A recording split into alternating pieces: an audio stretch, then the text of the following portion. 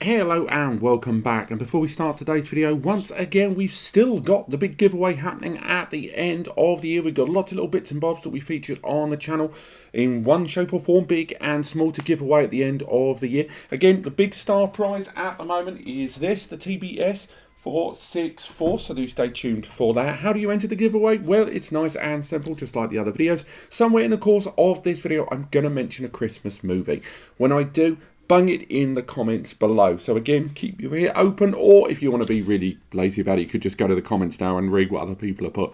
But I will say straight away, a lot of you seem to be getting them wrong, and people keep repeating the wrong answers. And don't get me wrong, I love reading the word Home Alone, but it's not there, so don't waste your time. So if you are watching this, you do spot the movie, bang it in the comments of this video here on YouTube, or if this is a video that's been published on one of the NAS Compares platform and there's a comment box, lump it inside that, and we'll get all of those counted and a random draw done for the end of the year. But that's enough of that bump. Let's get straight into the video.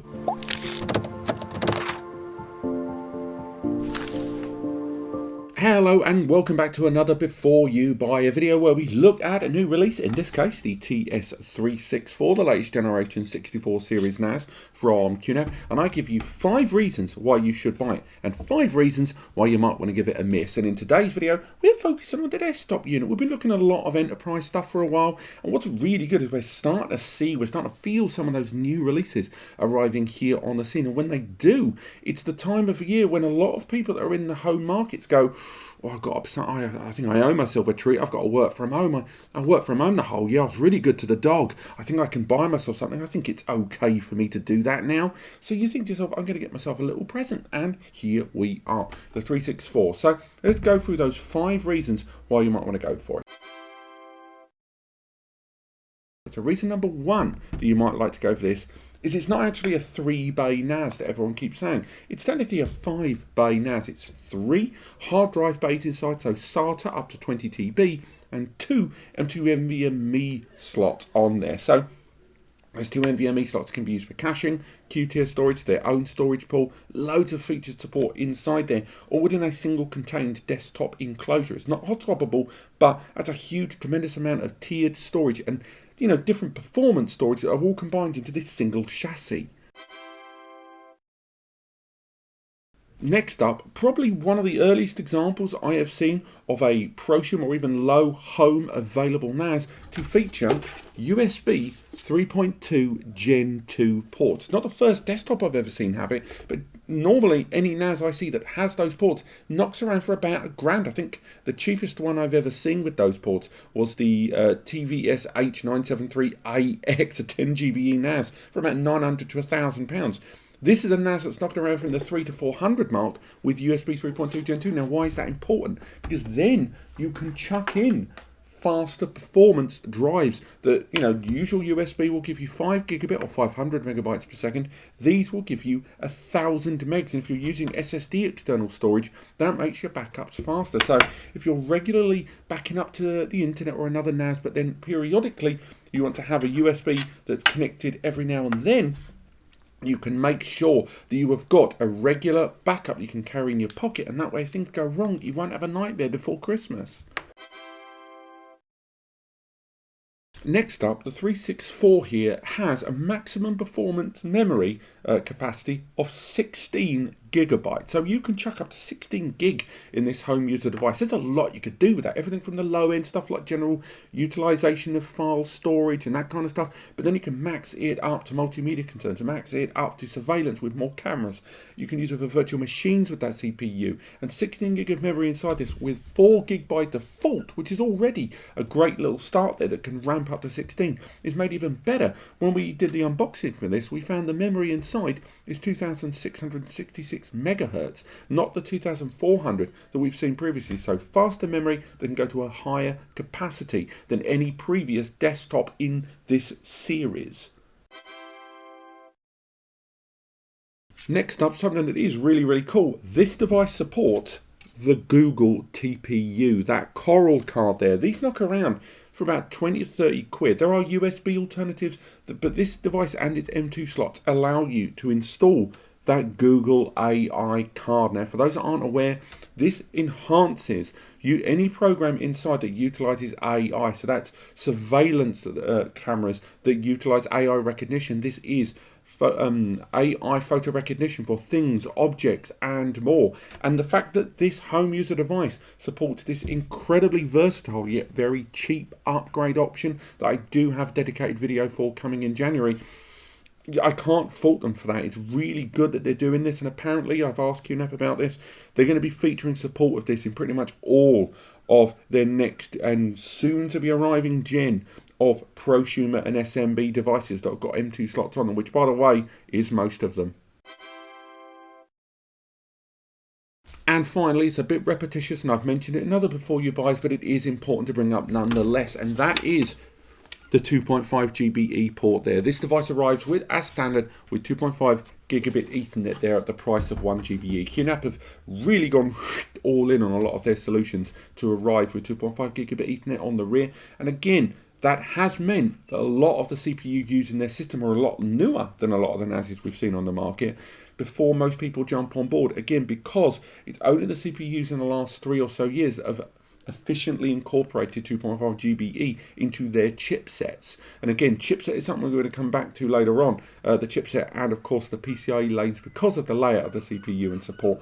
The result is, I hate seagulls, that this device can have up to 270 megabytes per second external connectivity, which again, there's still lots of drive media in there. We'll cover that later on in the negs, but still nonetheless, the fact that they've rolled out 2.5 GB on all their systems, including this one, which is one of the most incredibly niche releases they've released in a niche subject like NAS, not just that one as well. It's really, really impressive, and I'd like to see 2.5 GBE, and I will always praise brands that have jumped on 2.5 GBE quicker than anyone else. But, of course, it's not all good. There are going to be reasons that people might not be in love with this device, and certainly there are 5 reasons that I think some people may take slight pause before going for a NAS like this device. Now, the first negative, let's get straight into it right now. It's the design. It's not for everyone. I'm not wholly in love with it. I understand the reason behind it, and I think in terms of aerodynamic design for cooling and what they're going for, it would have been very tough to do it any other way. But the front might seem fine. I know my light's hitting against a white unit here is making it tough to see. But the front of the unit there, if we bring it in, it's quite square. And when you look at a lot of 2-bays, they're much taller and narrower. But it's so long. It's so deep, this device, and I can't imagine this easily sitting on most people's desks at that length, and that it manages to both be smaller than a 4-bay but deeper, and it manages to be kind of shorter than a 2-bay but longer. It's a very awkward size. The actual look of it, I know a lot of people aren't wholly in love with. I can take or leave the actual look of the thing aesthetically. It's just that scale I find really, really odd, and I think if you are doing compact deployments, this could be problematic.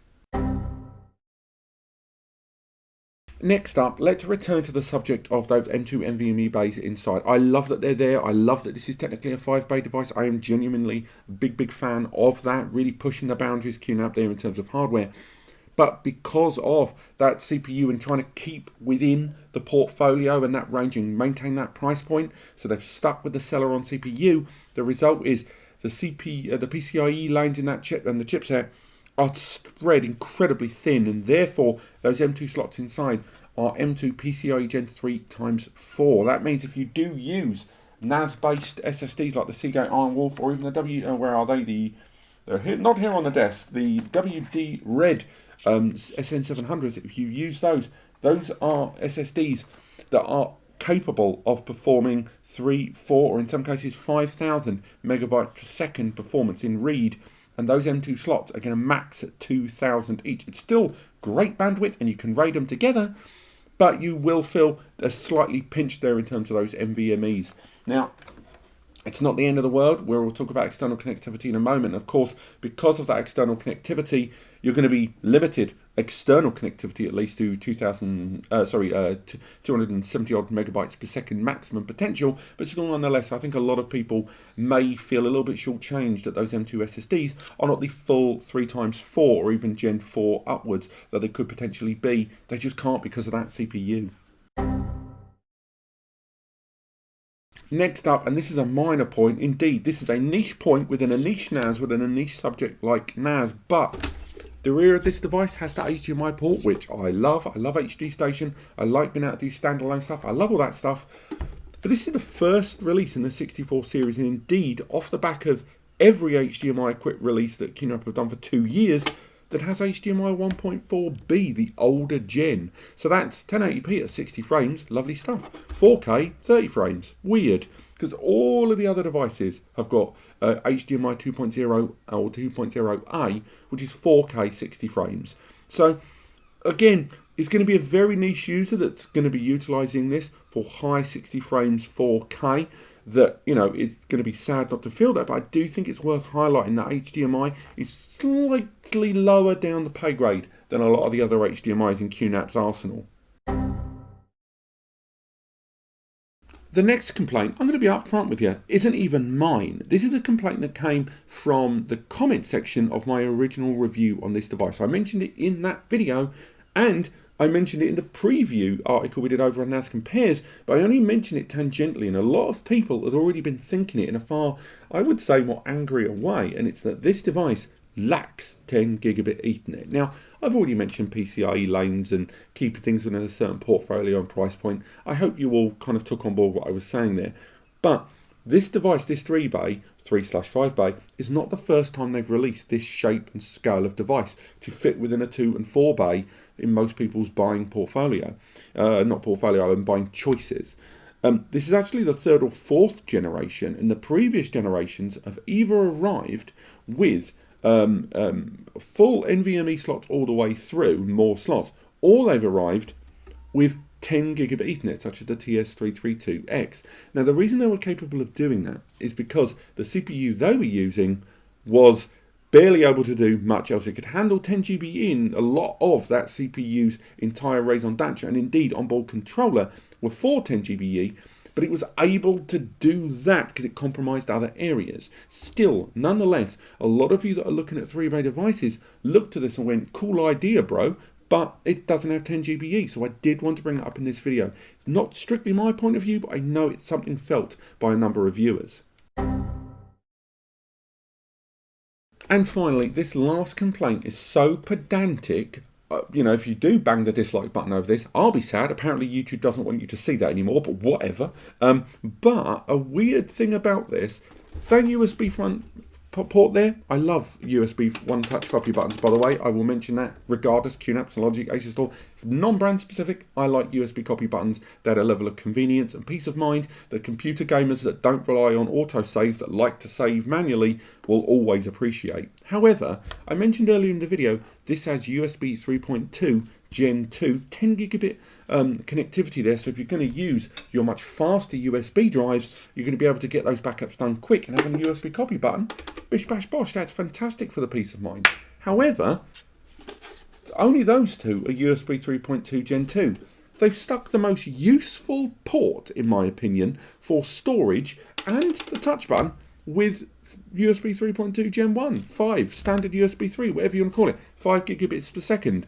And to me, that is a real, missed opportunity there, because that's where I'd want it, and I know QNAP know that, because if you look at a lot of the higher end business that get to the tippy toes of enterprise, they've all got the front mounted port as USB 3.2 Gen 2, the faster one where it's needed. So I think it's weird that this system doesn't have that. Now maybe it's an architecture, maybe it's a production line question, but still nonetheless, that to me is a real own goal there, having that there. It's a minor point, and again, niche within a niche within a niche, but still nonetheless, for me, I think they really dropped the ball on that one. But this has been 5 reasons to buy the new TS-364 and 5 reasons to give it a miss. I hope you found this helpful. The full review is linked in the description over on NAS Compares. We're going to painful detail, I would say, and a lot of photos there as well. We've done some testing too coming up on this, so do check that out. But otherwise, thank you so much for watching. Click like if you've enjoyed the video. Genuinely helps these